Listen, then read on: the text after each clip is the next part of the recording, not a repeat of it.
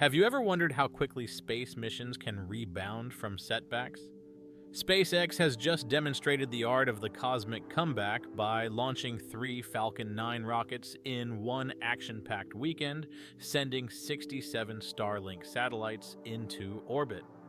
This impressive feat came just days after they received the green light from the FAA following a rare mid-flight failure on July 11th. Tonight, we're diving into this stellar recovery and exploring what's next in the ever-evolving world of space exploration. SpaceX's epic weekend began with a bang.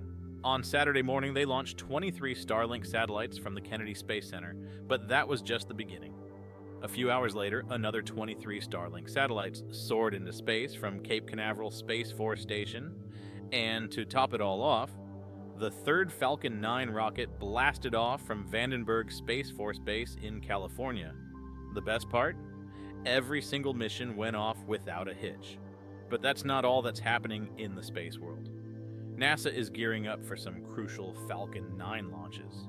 First on the agenda is the Northrop Grumman Cygnus supply ship, set to head to the International Space Station on August 3rd.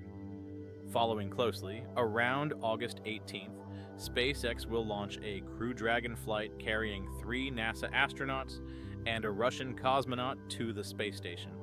The Crew Dragon's second stage, known as Crew 9, is scheduled for a rigorous test fire at SpaceX's McGregor, Texas facility to ensure recent modifications are flawless. Steve Stitch, NASA's Commercial Crew Program Manager, highlighted the significance of these tests, saying, "We've been closely monitoring SpaceX's investigation step by step.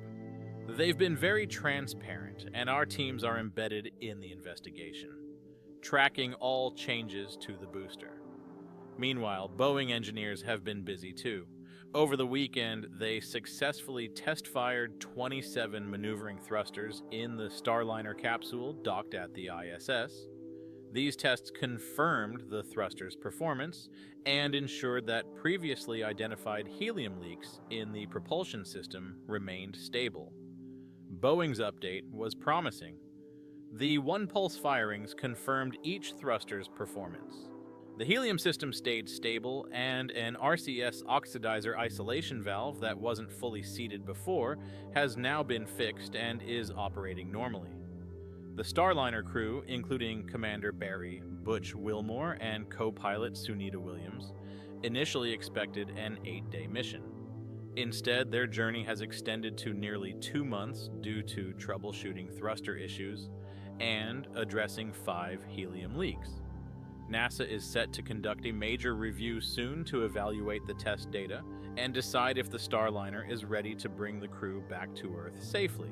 Now let's revisit SpaceX and the Falcon 9. The July 11th failure was traced back to a crack in an upper stage sensor line caused by a loose bracket and metal fatigue, which led to a liquid oxygen leak. This leak caused extremely low temperatures in the engine's plumbing, slowing the flow of fluid needed for a second burn. The result was a hard start, damaging multiple components and preventing the rocket from reaching its planned orbit. The Starlink satellites were released into a lower than expected orbit and ultimately burned up in the atmosphere. Sarah Walker, a senior manager at SpaceX, explained that the faulty sense line will be removed from future rockets, as the data it provided can be sourced from other telemetry. For Crew Dragon flights, the second stage engine only fires once, so the leak wouldn't affect a crewed mission. Nevertheless, the problematic fitting will be removed. Nick Hague, Crew 9 co-pilot and veteran of a Russian Soyuz launch abort, expressed confidence in the team, saying, "I'm extremely confident in the team and NASA's integrated approach. I'm excited to strap onto the rocket when the time comes." The FAA, which oversees U.S. launch licensing, agreed with SpaceX's analysis, stating there were no public safety issues. This determination means Falcon 9 can return to flight operations, while the overall investigation remains open, provided all other license requirements are met, the FAA said. Walker also addressed an unexpected issue. debris from Crew Dragon trunk sections, surviving re-entry, and hitting the ground. The trunk, which holds solar cells and external payloads, was initially thought to burn up completely upon re-entry. However, large charred chunks have occasionally survived and hit the ground. To address this, SpaceX plans to shift all cargo and Crew Dragon splashdowns to the Pacific Ocean.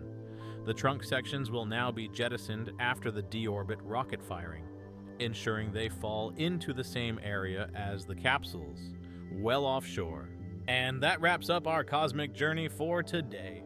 SpaceX's remarkable weekend, with 3 Falcon 9 launches and a total of 67 Starlink satellites deployed, truly showcases the incredible advancements in space technology and resilience.